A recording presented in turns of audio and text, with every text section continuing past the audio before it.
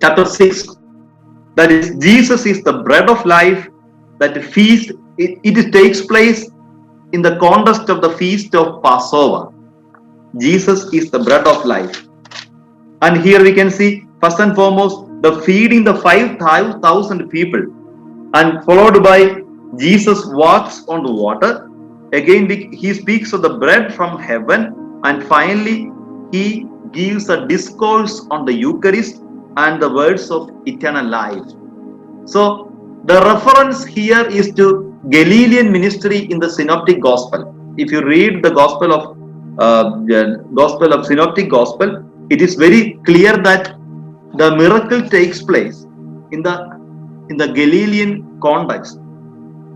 And in John's Gospel, there are few things are important that I will explain it.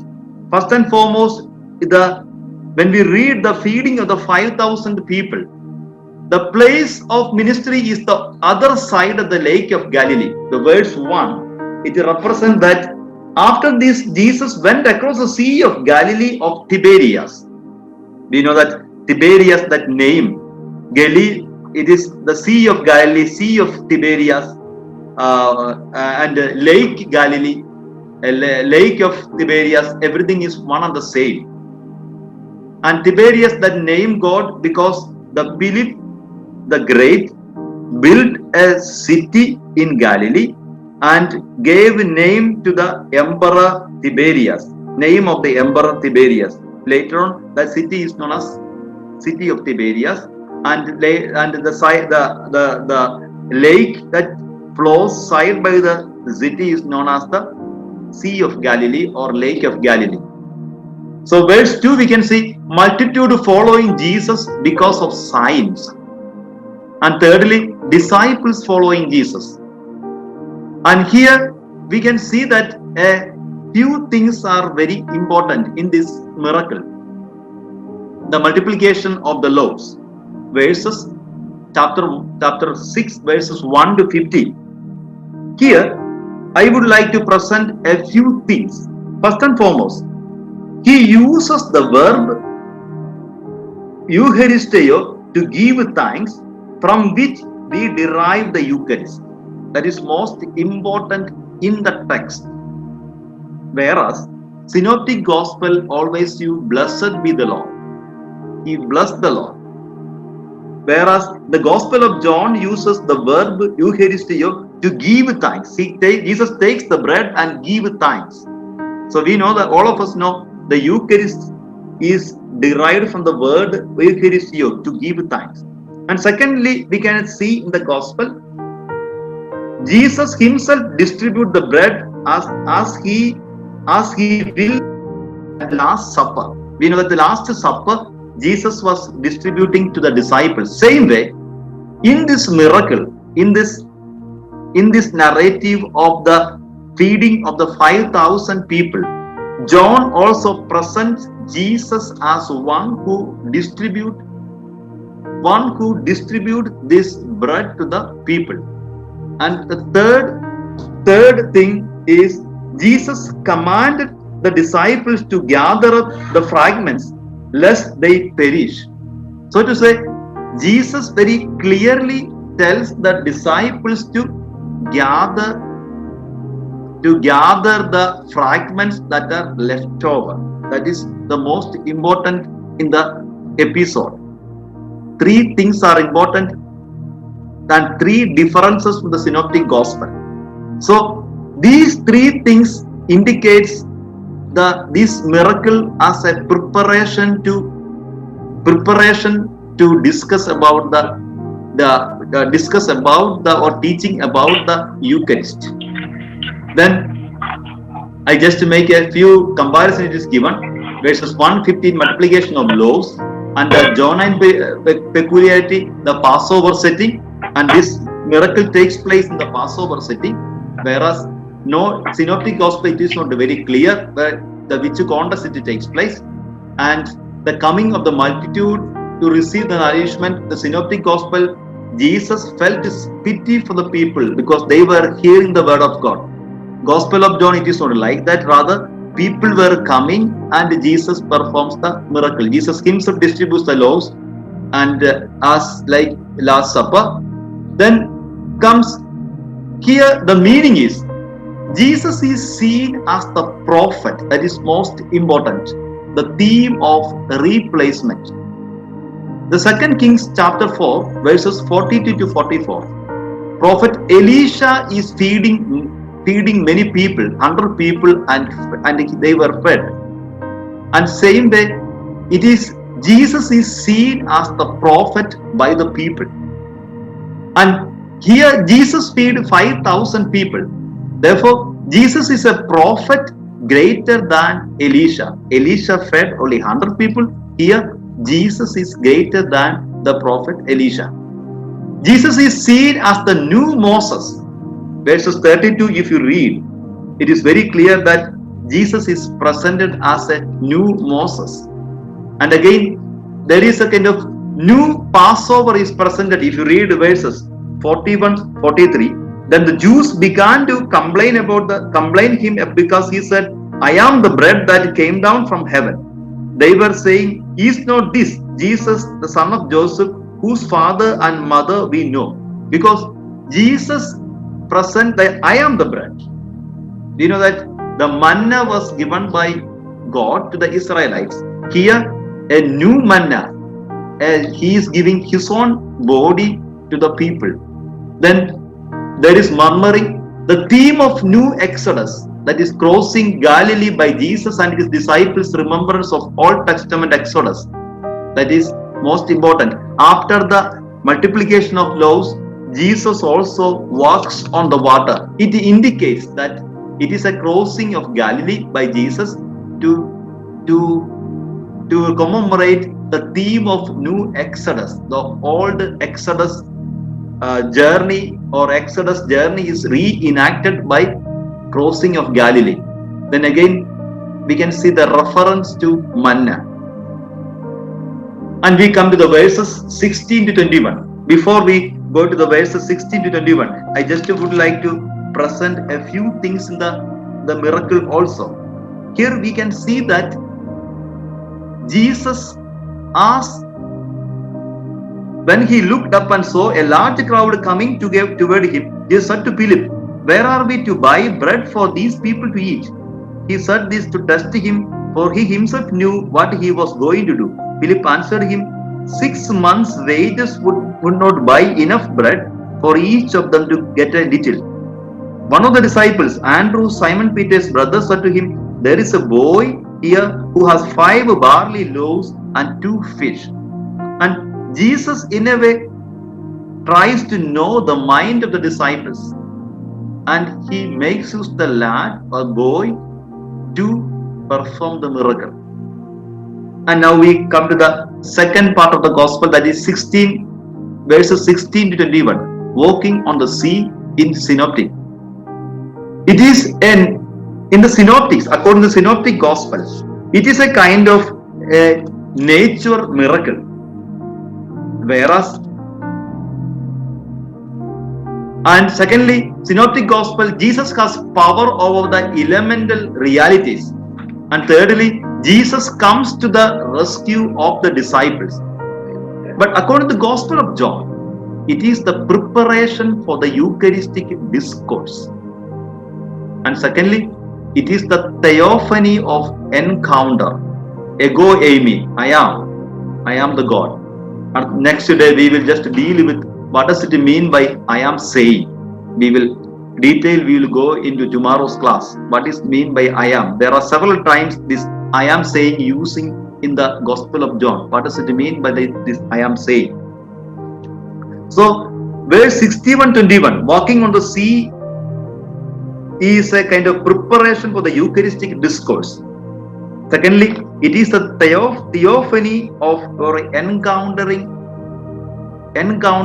the people. Ego eimi, I am who I am. Then here also we can see that when we speak of theophany, Jesus himself tells that I am not a prophet, I am not a king, but I am the one who bears the name of God. I am who I am. Exodus 3:14. Here that I am word is very important. Many times Jesus tells, I am. That is, it is something which that originated from Exodus 3:14. I am who I am. The Passover symbolism. Jesus crosses the sea just as the Jews crossed the Red Sea. Exodus 14 is read during the Passover time. And we come to the verses 20 to 59. I hope you understood. Jesus walks on the water symbolizes it is the reenactment of the crossing of the Israelites. The Israelites crossed the Red Sea. Same way Jesus walks on the crosses the Sea of Galilee. So verses 22 to 59, the bread from heaven. And this chapter, this part, this pericope, we can divide into two sections. That is verses 22 to 34, preface. It is a transition from material bread to the bread of life. Then verses 35 to 50, discourse on the bread of life. And part 1, verses 51-59, discourse on the bread of life, part 2. So we come to the verses 20 to 34, preface. Allusion to Jewish belief and speculation to manna. First and foremost, Jewish speculation about manna. The Apocalyptic of Baruch says, manna will descend in the Messianic times. And Zingline Oracle and later Rabbinic Judaism speak about descending of manna. So to say, it is a belief among the Jewish people that when the new Messiah comes, he once again brings down manna from heaven. And so to say, John very clearly assimilating the Jewish thought or belief. John very clearly presents Jesus as the new Messiah who brought manna to the people. Like the Israelis received manna, same way the new Messiah, new Messiah, Jesus himself brings the manna to the people. For Jesus, manna is not the true bread, though it came down from heaven, it was perishable. Jesus refutes the materialistic type of the eschatology. In contrast, the bread that Jesus speaks about is pertaining to the new order of existence in spirit and truth. It is the bread of new age that Jesus inaugurates. It is the new order of being which is real and eternal. That is most important. It is the new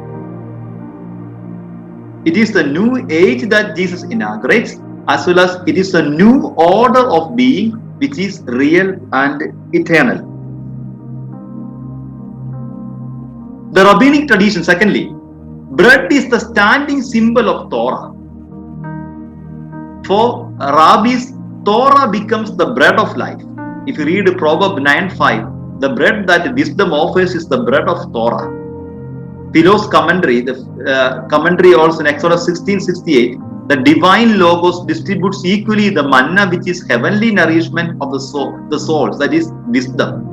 And we also studied in John 1:70, Torah is contrasted with the grace and truth. And here, considering the rabbinic tradition, Jesus presents that I am the bread of life. So to say, the bread, I am the manna, new manna. That new manna signifies that I am the true word of God that gives life to the people. This manna is something that is the words of God himself. And we come to synoptic comparison. Jesus taught on the occasion of the multiplication of the loaves, and after the second multiplication there was demand for a sign. Mark Gospel 8:11-12.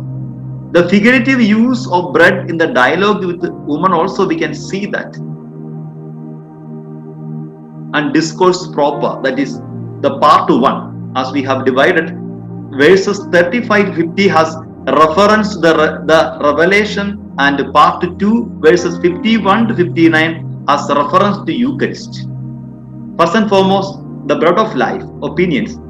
Early fathers both refer to Jesus in a spiritual manner. Secondly, according to the early fathers, The all discourse refer to the revelation in Jesus. So other scholars say that one part is about the revelation and the first part is about revelation and second part is about the Eucharist. That means verses 35-50 is dealing with the revelation and second part 51-59 is about the Eucharist. And some other scholars say that the all discourse is referring to the revelation and the Eucharist. And all passage refers to Eucharist.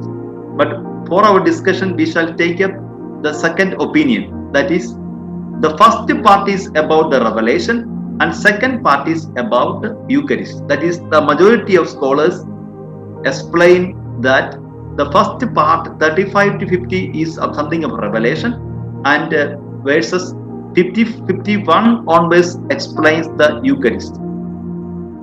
Then when we come to 35-50, the reference to revelation.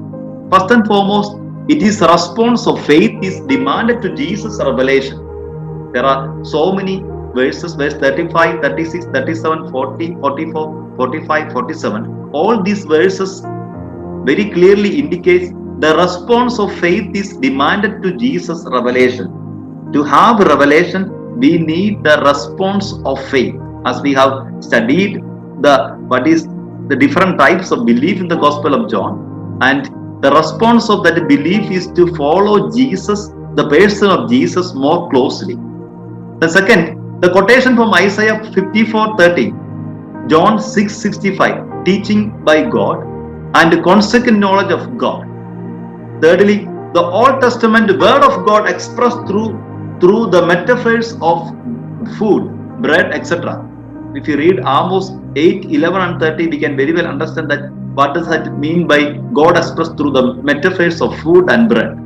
Therefore, bread of life in verses 35-50 means it is a revelation, revealing God Himself to the world.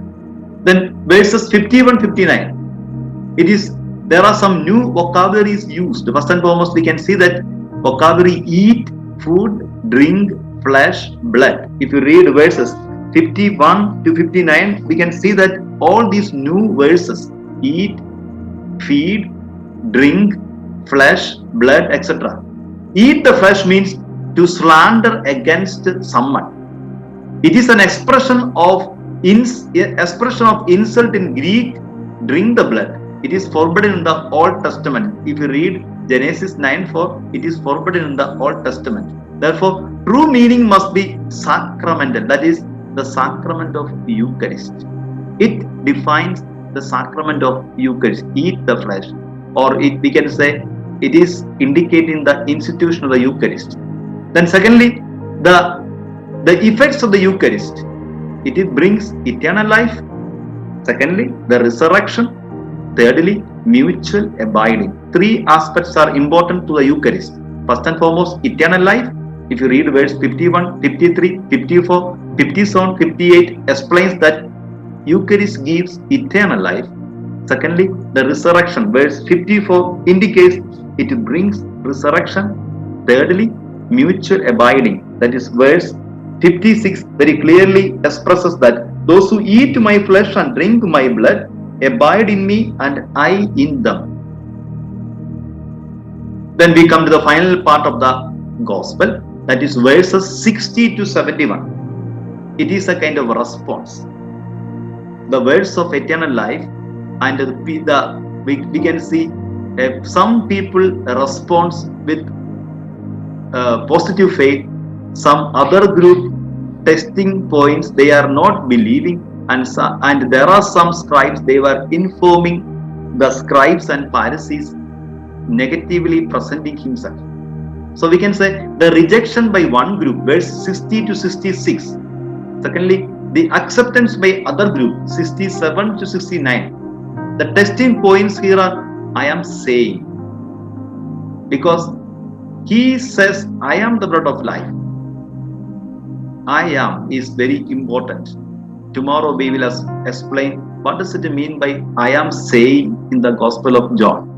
And secondly, John's claim over Moses. Thirdly, the Eucharistic language. So There is a negative response. This is hard saying. Who can listen to it? Verse 60 expresses that. Some people say it is very hard saying. We cannot understand. We cannot listen. They are ready to accept Jesus as a wonder worker, but not other claims. So they withdraw. Verse 66 very clearly so that people leaves. Judas the betrayer is introduced here for the first time. Judas is the symbol of a defector. It is good to note that Judas is presented and Judas is the symbol of a defector. And what we need is the positive response. That is, the synoptic parallel presents that the positive response to. Synoptic, if you read between synoptic gospel, the miracle of multiplication of that, the teaching about the Eucharist, if you read, we can understand that Mark 8:29a, question of Jesus, and John 67 gives the answer. Mark 8:29b, confession of Peter, and John it is coming 6:69. Peter also tells make the confession of faith. And we come to the ending part, the words of eternal life. It has reference to Deuteronomy 8:3, Matthew 4:3-4, Luke 4:3-4. The disciples are not example of perfect faith, but positive response and typical misunderstanding. Disciples identify Jesus soon as Son of God, Messiah, King of Israel. But their faith in Jesus begins with seeing, but not seeing yet believing is ideal. This is to continue his word. So, my dear friends, I conclude with the chapter.